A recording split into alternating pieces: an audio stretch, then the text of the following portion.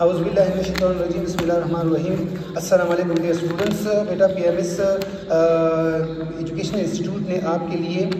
YouTube की classes के हवाले से जो सिलसिला शुरू किया है, उसी के सिलसिले में मैं आज अपने फिजिक्स के चैप्टर क्लास 10 के लिए चैप्टर 10 के नेक्स्ट जो लास्ट टॉपिक हमने पढ़ा था बेटा वेव और उसकी नेचर, उसी ही का जो दूसरा हिस्सा है बेटा टाइप्स ऑफ वेव्स। सर बेटा अपने लास्ट लेक्चर में मैंने आपको बताया था कि वेव जो है ना एक किस्म की डिस्टर्बेंस होती है जो किसी भी मीडियम में क्रिएट हो जाती है और फिर वो मीडियम के पार्टिकल्स उस डिस्टर्बेंस को एक लिहाज से वो जो डिस्टर्बेंस है वो एनर्जी है, तो वो मीडियम के पार्टिकल्स जो है ना वो एक मकाम से दूसरे मकाम तक from one location to another location बेटा वो क्या करते हैं, वो प्रोपेगेट करते हैं, ले जाते हैं। और साथ में मैंने आपको ये भी बता दिया था बेटा कि जो है ना इसमें मीडियम के पार्टिकल्स सिर्फ और सिर्फ कैरियर का काम करते हैं, एनर्जी को ले जाने का काम करते हैं, लेकिन वो खुद अपनी जगह अपनी पोजीशन नहीं छोड़ते और वो जो है ना वो सिंपल हार्मोनिक मोशन यानी अपनी ही जगह पर टू एंड फ्रो मोशन जो है ना बेटा वो करते हैं। जिस तरह आपको मैंने वाटर के अंदर वेव्स प्रोड्यूस करने के थ्रू आपको समझाया था और जिस तरह मैंने स्ट्रिंग के थ्रू जो है ना बेटा आपको एग्जांपल से समझाया था कि किस तरह वेव्स पैदा होती है और किस तरह वो जो है ना एनर्जी को ले जाने का जरिया बनते हैं। अब नेक्स्ट बेटा हमारे पास जो एरिया है जिसको हम कवर करने की कोशिश कर रहे हैं और आपकी जो तवज्जो है बेटा वो मस्ट है types of waves.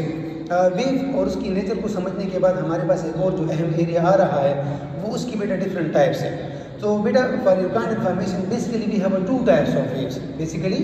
we have two types of wave, that is a mechanical wave and non-mechanical waves. बेटा हमारे पास वेव्स की जो है ना वो दो सूरतें आ जाती हैं, दो किस्में आ जाती हैं। एक बेटा हमारे पास है मैकेनिकल वेव्स और जो है ना दूसरी हमारे पास है जी नॉन मैकेनिकल वेव्स। आपको नोट्स में बेटा नज़र भी आ रहा है, मैंने आपको लिखा भी है कि मैकेनिकल वेव्स और नॉन मैकेनिकल वेव्स जिनको हम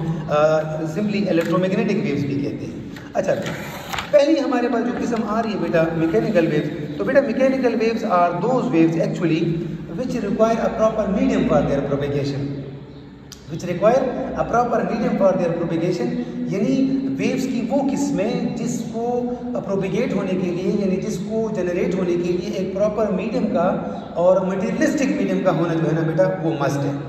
without a materialistic mediums we can not say that mechanical waves can be generated.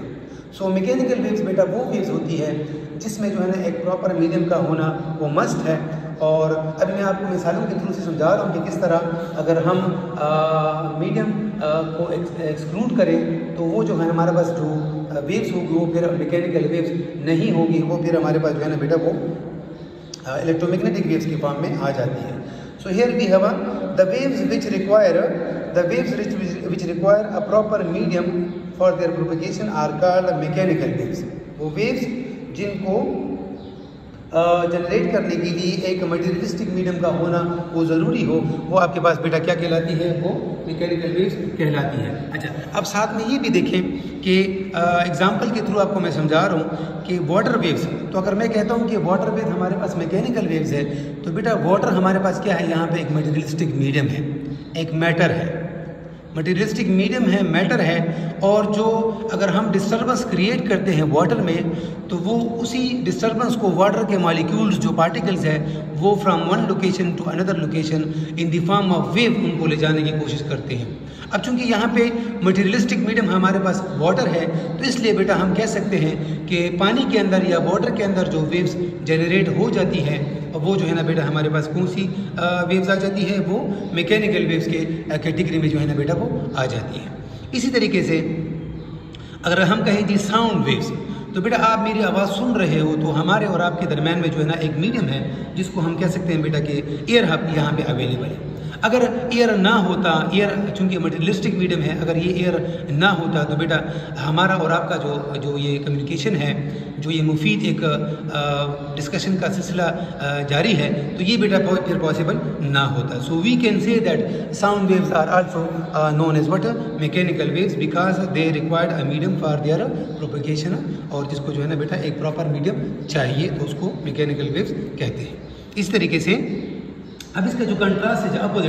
जो अपोजिट है बेटा वो आपके पास क्या है जी, वो नॉन मैकेनिकल वेव्स या इलेक्ट्रोमैग्नेटिक वेव्स है। अच्छा बेटा, अब इलेक्ट्रोमैग्नेटिक वेव्स क्या होती है, ऐसी वेव्स जो बिल्कुल आपके पास मैकेनिकल वेव्स की कंट्राडिक्शन में आ जाती है, यानी इसकी जो डेफिनेशन है वो उसके बिल्कुल बरखिलाफ है। वो इस तरह the waves which are the combination of travelling electric and magnetic fields. यानी ये इस किस्म की वेव्स है जिसमें आपके पास बेटा क्या होती है, जो एनर्जी अगर ट्रांसफ़र होती है और वेव अगर हम कहते हैं कि जी वेव के थ्रू अगर एनर्जी ट्रांसफ़र होती है तो इसमें दो किस्म के फील्ड्स मिलकर उनको जो है ना ले जाने का जरिया बनते हैं। एक होता है बेटा इलेक्ट्रिक फील्ड और दूसरा होता है बेटा मैग्नेटिक फील्ड। ये आपके सामने बुक में पेज 15 में मैं आपको एक डायग्राम बेटा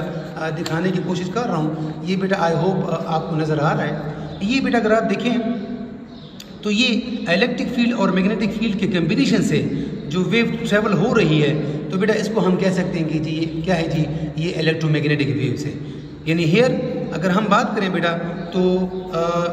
लेट्स सपोज अगर आप देखें तो जो इसमें मेन जो थीम है वो ये है कि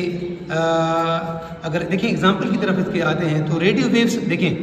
माइक्रोवेव्स, एक्स रेज। अब ये ऐसी वेव्स है जिसमें जो है ना इलेक्ट्रिक और मैग्नेटिक फील्ड के कम्बिनेशन से मिलकर जो है ना बेटा आपके पास क्या होती है जी, वेव्स जनरेट होती है और फिर जो है ना नेक्स्ट पॉइंट तक वो जाने की कोशिश करती हैं। So here this is the contrast between the two, that is mechanical waves which require a proper medium for its propagation, and the second one which we have discussed here, that is electromagnetic waves. Electromagnetic is a combination of actually two words, that is electric and magnetic field. So here these waves are actually the combined form of electric and magnetic field, and these waves travel by the combination of electric and magnetic field from one location to another location. An example which I told you that the type of electromagnetic waves are exist in that. So we have radio waves, microwaves and X-rays. अच्छा बेटा, ये तो उनकी जो basic nature है उसके लिहाज से बेटा हमारे पास जो वेव्स की जो थी बेटा वो दो टाइप्स मैंने आपके सामने रखी है, मैकेनिकल और इलेक्ट्रोमैग्नेटिक। अच्छा, अब अगर हम इन टर्म्स ऑफ डिस्प्लेसमेंट या डिस्टर्बेंस की बात करें, क्या मतलब बेटा, मतलब ये कि देखिए आपको मैंने अभी मिसालें दी हैं कि लास्ट लेक्चर में मैंने आपको कहा था कि वेव अगर मैं प्रोड्यूस कर रहा हूँ वाटर के अंदर, अगर मैं वेव प्रोड्यूस कर रहा हूँ जी अलॉन्ग द स्ट्रिंग थ्रेड के अंदर, जिसका एक एंड लेट्स सपोज आपके एक साथी ने पकड़ा हुआ है, दूसरा एंड जो है ना आपने पकड़ा हुआ है, और उनमें से जो है ना एक बंदा जो है ना क्या करता है बेटा उसको शेक करता है, तो वो वेव जो एनर्जी है वो in the form of wave या जो डिस्टर्बेंस है वो in the form of wave from one location to another location वो ट्रैवल करती है। तो बेटा वहाँ पे जो डिस्टर्बेंस है या जो डिस्प्लेसमेंट है उसकी डायरेक्शन और वेव की जो डायरेक्शन है वो बेटा मुख्तलिफ हो सकती है। यानी इस तरह भी हो सकती है बेटा कि वेव की डायरेक्शन और जो डिस्टर्बेंस है उसकी डायरेक्शन वो आपस में परपेंडिकुलर हो, और इस तरह भी पॉसिबल है कि वेव की डायरेक्शन और जो डिस्टर्बेंस है, जो मीडियम के पार्टिकल्स जिस तरीके से वाइब्रेट कर रहे हैं वो भी जो है ना वो बेटा आपस में क्या वो पैरेलल हो। तो उसको बुनियाद बनाकर बेटा हम वेव्स को फिर दो किस्मों में या दो टाइप्स में जो है ना बेटा वो डिवाइड कर सकते हैं।